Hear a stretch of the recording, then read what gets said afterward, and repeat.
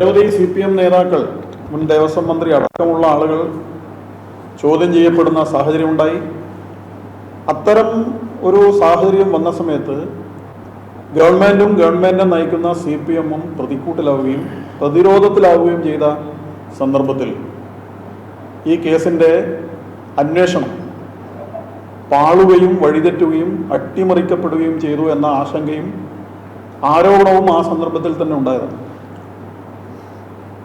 പക്ഷേ ഗവൺമെൻറ് കോടതിയുടെ മേൽനോട്ടത്തിലാണ്, ശരിയായ രീതിയിലാണ് അന്വേഷണം നടത്തുന്നത് എന്ന് പറഞ്ഞ് തൽക്കാലം രക്ഷപ്പെടാനാണ് ശ്രമിച്ചത്. പക്ഷെ അന്ന് ഉന്നയിച്ച പൊതുസമൂഹം പ്രകടിപ്പിച്ച ആ ഒരു ഉത്കണ്ഠ അസ്ഥാനത്തല്ല എന്ന് തെളിയിക്കുന്ന നിലയിലാണ് പിന്നീട് കാര്യങ്ങൾ നീങ്ങിയത്. CPM നേതാക്കളിലേക്ക് അന്വേഷണം പോയില്ല. യഥാർത്ഥത്തിൽ ഇതിൽ അറസ്റ്റ് ചെയ്യപ്പെടേണ്ട ആളുകളെ രക്ഷിക്കാൻ വേണ്ടിയിട്ടുള്ള ഊർജിതമായ ശ്രമം നടന്നു എന്നത് വ്യക്തമായി. ഇതിൽ പ്രതിയായിരുന്ന ദേവസ്വം ബോർഡ് മെമ്പർ ശങ്കരദാസ്, അദ്ദേഹത്തെ സുപ്രീം കോടതി പോലും മുൻകൂർ ജാമ്യം തള്ളിയിട്ടും കേരള ഹൈക്കോടതി ഇവിടുത്തെ ദേവസ്വം ബെഞ്ച് ആവർത്തിച്ച് ആവശ്യപ്പെട്ടിട്ടും അദ്ദേഹത്തെ അറസ്റ്റ് ചെയ്യാൻ തയ്യാറാകാത്തത് തൊട്ട് അന്വേഷണം വഴിതെറ്റിക്കാനുള്ള ശ്രമം നടന്നിരുന്നു. പിന്നീട് കണ്ട ഒരു കാര്യം, ബഹുമാനപ്പെട്ട ശബരിമലയിലെ തന്ത്രി വര്യനെ പോലീസ് മിന്നൽ വേഗത്തിൽ കസ്റ്റഡിയിലെടുക്കുന്നു, ചോദ്യം ചെയ്യുന്നു, അറസ്റ്റ് രേഖപ്പെടുത്തുന്നു, ജയിലിലടക്കുന്നു.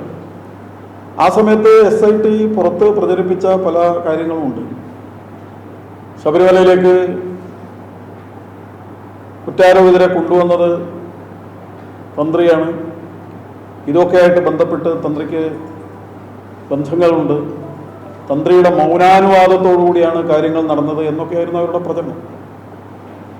ആ സമയത്ത് പൊതുസമൂഹവും ഹിന്ദു സംഘടനകളുമെല്ലാം എടുത്ത ഒരു നിലപാടുണ്ട്. ശബരിമല ഈ സംഭവത്തിൽ ആരാണോ ഉത്തരവാദികൾ അവരെല്ലാവരും നിയമത്തിന് മുമ്പിൽ വരണം എന്ന ഒരു നിലപാട് തന്നെയാണ് എടുത്തത്. പക്ഷെ നിരപരാധികൾ ആരും കുടുങ്ങാൻ പാടില്ല, അപരാധികളായ ആളുകൾ ആരും രക്ഷപ്പെടാൻ പാടില്ല എന്നായിരുന്നു ഹിന്ദു ഐക്യവേദിയുടെ നിലപാട്. ഏതായാലും അന്വേഷണം തന്ത്രിയെ അറസ്റ്റ് ചെയ്തതോടുകൂടി അവിടെ നിലക്കുകയാണ്. അപ്പോൾ തന്നെ സംശയം ജനങ്ങളാകെ പ്രകടിപ്പിച്ചതാണ്. കാരണം CPM-ന്റെ ഉന്നത നേതാക്കളെ അറസ്റ്റ് ചെയ്തതിലൂടെ പ്രതിരോധത്തിലായ സർക്കാരിനെയും പാർട്ടിയുടെയും മുഖം രക്ഷിക്കാൻ വേണ്ടിയിട്ടുള്ള ശ്രമമായിട്ടാണ് തന്ത്രിയെ അറസ്റ്റ് ചെയ്തത്, അന്വേഷണം വഴിതിരിച്ചു വിടാനാണ് എന്ന് അന്ന് തന്നെ ആരോപണമുയർന്നതാണ്. ആ ആരോപണത്തെ ശരിവെക്കുന്ന നിലയിലാണ് ഇപ്പോൾ കോടതിയിൽ ഓരോ ആളുകൾ സ്വാഭാവികമായി ജാമ്യം നേടിയിട്ട് പുറത്തു വരികയാണ്. ഭാഗികമായ കുറ്റപത്രം പോലും സമർപ്പിക്കാൻ സാധിക്കുന്നില്ല. കുറ്റപത്രം സമർപ്പിക്കാതുകൊണ്ട് 90 ദിവസത്തിനുള്ളിൽ തന്നെ പ്രതികൾ ഓരോരുത്തരായിട്ട് ഇറങ്ങി വരികയാണ്. അതുകൂടാതെ ഇപ്പോൾ ബഹുമാനപ്പെട്ട തന്ത്രി അദ്ദേഹത്തിൻ്റെ ജാമ്യാപേക്ഷ നൽകിയപ്പോൾ കോടതി ആ ജാമ്യം അനുവദിച്ചു. 41ാമത്തെ ദിവസമാണ് അദ്ദേഹത്തിന് ജാമ്യം ലഭിക്കുന്നത്. ആ ജാമ്യം അനുവദിച്ചുകൊണ്ടുള്ള ഉത്തരവിൽ കൊല്ലം വിജിലൻസ് കോടതി പറഞ്ഞ ഞെട്ടിപ്പിക്കുന്ന ഒരുപാട് കാര്യങ്ങളുണ്ട്. അതിലേറ്റവും പ്രധാനപ്പെട്ടത്, രാജീവ് കണ്ടർ അദ്ദേഹത്തെ അറസ്റ്റ് ചെയ്യുന്നതിന് ഉപോത്ബലകമായിട്ടുള്ള ഒരു തെളിവും അദ്ദേഹത്തെ ഈ കേസിൽ പ്രതി ചേർക്കുന്നതിനുള്ള ഒരു തെളിവിൻ്റെ കണിക പോലും എന്ന് തന്നെയാണ് കോടതി പറഞ്ഞിരിക്കുന്നത്, ഹാജരാക്കാൻ അന്വേഷണ സംഘത്തിന് നാളിതുവരെയായിട്ട് കഴിഞ്ഞിട്ടില്ല എന്നാണ്. ഒരു തരത്തിലും ബന്ധമില്ലാത്തൊരു കേസിലാണ് തന്ത്രിയെ ഉൾപ്പെടുത്തിയിരിക്കുന്നത് എന്നാണ് കോടതി ജാമ്യം നൽകിക്കൊണ്ടുള്ള ഉത്തരവിൽ പറഞ്ഞിരിക്കുന്നത്. സുപ്രധാനമായ കോടതിയുടെ ഈ ഉത്തരവിലെ വാചകം നിയമവ്യവസ്ഥയെ ബഹുമാനിക്കുന്ന എല്ലാവരെയും ഞെട്ടിപ്പിക്കുന്നതും അമ്പരപ്പിക്കുന്നതുമാണ്. ഒരു വ്യക്തിയെ, അതും സമൂഹത്തിൽ സമാദരണീയനായ, ഭാരതം മുഴുവൻ അറിയപ്പെടുന്ന, ആദരിക്കുന്ന ഒരു ഹിന്ദു സ്ഥാപനത്തിലെ ഏറ്റവും പ്രധാനപ്പെട്ട സ്ഥാനത്തിരിക്കുന്ന ഒരു തന്ത്രി വര്യനെ അകാരണമായി യാതൊരു തരത്തിലുള്ള തെളിവുമില്ലാതെ അറസ്റ്റ് ചെയ്ത് പീഡിപ്പിക്കുക എന്നത് എത്ര ഗുരുതരമായ കാര്യമാണ് എന്നുള്ളത് ഈ കോടതി ഉത്തരവോട് കൂടിയിട്ട് ബോധ്യമായിരിക്കുകയാണ്, വ്യക്തമായിരിക്കുകയാണ്. എന്താണ് ഗവൺമെന്റ് ഉദ്ദേശിച്ചത്? ജാമ്യ ഹർജിയോടനുബന്ധിച്ചിട്ട് അദ്ദേഹത്തിന്റെ എന്തുകൊണ്ടാണ് തന്നെ അറസ്റ്റ് ചെയ്തത് എന്നതിനെ കുറിച്ചുള്ള അദ്ദേഹത്തിന്റെ വിശദീകരണം അദ്ദേഹം അതിൽ വിശദീകരിക്കുന്നുണ്ട്. അതും വളരെ പ്രധാനപ്പെട്ട ഒരു കാര്യമാണ്. സുപ്രീം കോടതിയുടെ യുവതീ പ്രവേശന വിധി നടപ്പാക്കാൻ വേണ്ടി തുനിഞ്ഞിറങ്ങിയ കേരള സർക്കാരിനെയും അന്നത്തെ മുഖ്യമന്ത്രിയുടെയും നേതൃത്വത്തിലുള്ള സംഘത്തെ അക്ഷരാർത്ഥത്തിൽ പ്രതിരോധിച്ചത്, ശബരിമലയിൽ പ്രതിരോധിച്ചത് തന്ത്രിയാണ്. അദ്ദേഹം ആചാരാനുഷ്ഠാനങ്ങൾ തെറ്റിക്കാൻ തയ്യാറുള്ള എന്ന് പറയുകയും ആചാരം ലംഘിക്കാൻ ശ്രമം നടന്നു കഴിഞ്ഞാൽ നടയടച്ച് താൻ മലയിറങ്ങും എന്ന ധീരമായ നിലപാട് തന്ത്രി എടുക്കുകയും ചെയ്തതോടുകൂടിയാണ് സർക്കാർ ഉദ്ദേശിച്ച നിലയിൽ യുവതീ പ്രവേശനം നടത്തി ശബരിമലയുടെ പാവനതയെ കളങ്കപ്പെടുത്താനുള്ള ആസൂത്രിതമായ ഗൂഢശ്രമം പരാജയപ്പെട്ടത്. ഒന്ന് രണ്ട് തവണ പോലീസിനൊക്കെ ഉപയോഗിച്ച് കൊണ്ടുവന്നെങ്കിലും തന്ത്രിയുടെ ഉറച്ച നിലപാടുകൊണ്ട് അവർക്കത് വിജയിപ്പിക്കാൻ സാധ്യമായില്ല. അതിനുള്ള വൈരാഗ്യമാണ് തനിക്കെതിരായിട്ട് ഈ ഒരു കേസ് മറയാക്കിക്കൊണ്ട് അറസ്റ്റ് ചെയ്യാനും ജയിലടക്കാനും ഇടയാക്കിയത് എന്നുള്ളതാണ് അദ്ദേഹത്തിന്റെ ഒരു വാദം. രണ്ടാമത്, ശബരിമല ക്ഷേത്രത്തെ എല്ലാ ദിവസവും നട തുറന്നുകൊണ്ട് ശബരിമലയിലേക്ക് അതൊരു ടൂറിസ്റ്റ് കേന്ദ്രമാക്കി മാറ്റത്തക്ക രീതിയിലുള്ള പരിഷ്കാരങ്ങൾ വരുത്താൻ വേണ്ടിയിട്ടുള്ള പദ്ധതിയും ഈ ഗവൺമെന്റ് ഉണ്ടായിരുന്നു. ഗവൺമെന്റിന്റെ പിണിയാളുകളായി പ്രവർത്തിക്കുന്ന ദേവസ്വം ബോർഡിനെ ഉപയോഗിച്ചുകൊണ്ട് അത്തരം ചില നീക്കങ്ങൾ നടത്തി. പക്ഷെ അവിടുത്തെ ആചാരങ്ങളും ചിട്ടകളും അനുസരിച്ചല്ലാതെ അതിനെ ലംഘിക്കുന്ന നിലയിലുള്ള ഒരു തീരുമാനം അനുവദിക്കാൻ പാടില്ല എന്ന തന്ത്രിയുടെ സുചിന്തിതവും ധീരവും ആചാരവിധിപ്രകാരമുള്ള നിലപാടുകളും കൊണ്ടാണ് ആ നീക്കവും പരാജയപ്പെട്ടത്. ഇങ്ങനെ യുവതീ പ്രവേശനം നടത്താൻ അനുവദിക്കാത്തതും ആചാരാനുഷ്ഠാനങ്ങൾ ലംഘിക്കുന്ന കാര്യത്തിൽ വിട്ടുവീഴ്ചയില്ലാത്ത നിലപാട് സ്വീകരിച്ചുമാണ് തന്ത്രിക്കെതിരെ പകയോടുകൂടി നീങ്ങാൻ ഗവൺമെന്റിനെ പ്രേരിപ്പിച്ചത് എന്ന നിലപാട് അംഗീകരിച്ചുകൊണ്ട് തന്നെയാണ് കോടതി അദ്ദേഹത്തിന് ജാമ്യം നൽകിയിരിക്കുന്നത് എന്നാണ് നമുക്ക് മനസ്സിലാവുന്നത്. അദ്ദേഹത്തിന് 90 ദിവസം കഴിഞ്ഞ് സ്വാഭാവികമായി കിട്ടിയ ജാമ്യമല്ല, നേരെ മറിച്ച് അദ്ദേഹത്തിന് 41 ദിവസം തന്നെ ജാമ്യത്തിന് കൊടുത്ത ആദ്യ സന്ദർഭത്തിൽ തന്നെ അദ്ദേഹത്തിന്റെ പേരിലെടുത്ത 2 കേസിലും ജാമ്യം കിട്ടിയിരിക്കുകയാണ്. അതിൽ സുപ്രധാനമായ ഇത്തരം നിരീക്ഷണങ്ങളും അദ്ദേഹം നടത്തിയിരിക്കുകയാണ്. ബഹുമാനപ്പെട്ട കോടതി നടത്തിയിരിക്കുകയാണ്. അപ്പൊ ഇത് ശബരിമല കേസിനെ അട്ടിമറിക്കാൻ വേണ്ടി ശ്രമിച്ചു എന്ന് മാത്രമല്ല, അപരാധികളെ രക്ഷിക്കാൻ വേണ്ടിയിട്ട് കിണഞ്ഞ് പരിശ്രമിച്ചു എന്ന് മാത്രമല്ല, തങ്ങളുടെ രാഷ്ട്രീയ അംഗീകാരത്തിന് വഴങ്ങാത്തതിന്റെ പേരിൽ ശബരിമല തന്ത്രിയെ പോലുള്ള ബഹുമാന്യനായ ഒരു വ്യക്തിയെ ബോധപൂർവം കള്ളക്കേസിൽ കുടുക്കിയിട്ട് ജയിലടക്കാൻ വേണ്ടി പരിശ്രമിച്ചു എന്ന ഗുരുതരമായ കാര്യവും കൂടി ഈ കേസിൽ സംഭവിച്ചിരിക്കുകയാണ്. ഇത് വിശ്വാസികളോടുള്ള വെല്ലുവിളിയാണ്, ഭക്തജനങ്ങളോടുള്ള വെല്ലുവിളിയാണ്, ഹിന്ദു സമൂഹത്തോടുള്ള വെല്ലുവിളിയാണ്, ശബരിമല ക്ഷേത്രത്തെ ആദരിക്കുന്ന മുഴുവൻ ആളുകളോടുള്ള വെല്ലുവിളിയാണ്, നിയമവ്യവസ്ഥയെ അംഗീകരിക്കുന്ന മുഴുവൻ പൊതുസമൂഹത്തോടുള്ള വെല്ലുവിളിയാണ്. കോടതിയെ മറപിടിച്ചുകൊണ്ട് അന്വേഷണ സംഘത്തെ ദുരുപയോഗിച്ചുകൊണ്ട് സർക്കാരിന്റെ രാഷ്ട്രീയ ഇംഗിതം നടപ്പാക്കാനുള്ള ഒരു പരിശ്രമമാണ് നടത്തിയിരിക്കുന്നത്.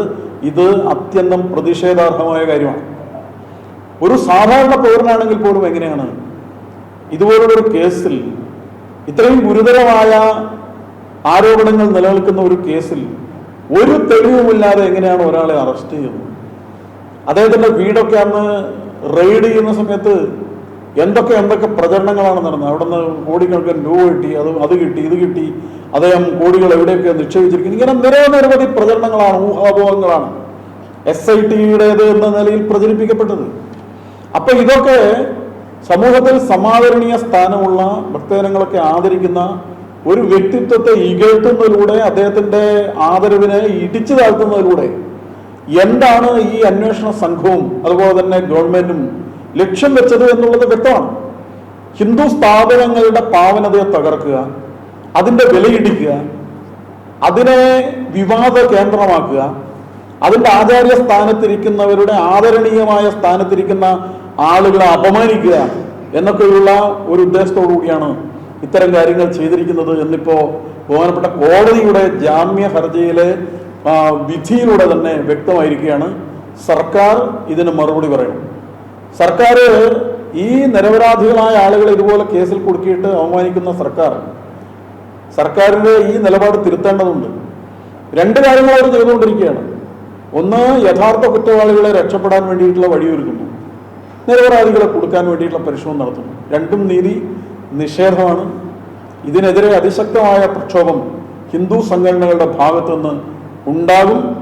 ശബരിമല കൊള്ള നടത്തിയ ആളുകളെ സംരക്ഷിക്കാൻ വേണ്ടിയിട്ടുള്ള ശ്രമം നടത്തിക്കൊണ്ടിരിക്കുന്ന സർക്കാർ അവരനുഭവത്തിൽ നിന്ന് പാഠം പഠിക്കുന്നില്ല, ജനകീയ വികാരത്തെ അവർ ഉൾക്കൊള്ളുന്നില്ല. അതാണ് അതിനെതിരായിട്ടുള്ള വലിയ പ്രക്ഷോഭം ഉണ്ടാകും എന്നുള്ളതാണ് ഒരു കാര്യം പറയാനുള്ളത്.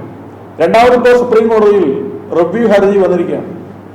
അതിനെ സംബന്ധിച്ച് ഏപ്രിൽ മാസത്തോടുകൂടി അതിൻ്റെ വിചാരണയൊക്കെ നടക്കാൻ പോവുകയാണ്. കക്ഷികൾക്കെല്ലാം നോട്ടീസ് അയച്ചിട്ടുണ്ട്. അതിൽ കേന്ദ്ര ഗവൺമെന്റ് നിലപാട് വ്യക്തമാക്കി കഴിഞ്ഞു. കേന്ദ്ര ഗവൺമെന്റ് യുവതീ പ്രവേശന വിധി തിരുത്തണം എന്നാവശ്യപ്പെട്ടുകൊണ്ടുള്ള സുപ്രധാനമായ നിലപാടാണ് സുപ്രീം കോടതി അറിയിച്ചിരിക്കുന്നത്. എന്താണ് സംസ്ഥാന സർക്കാരിൻ്റെ നിലപാട്?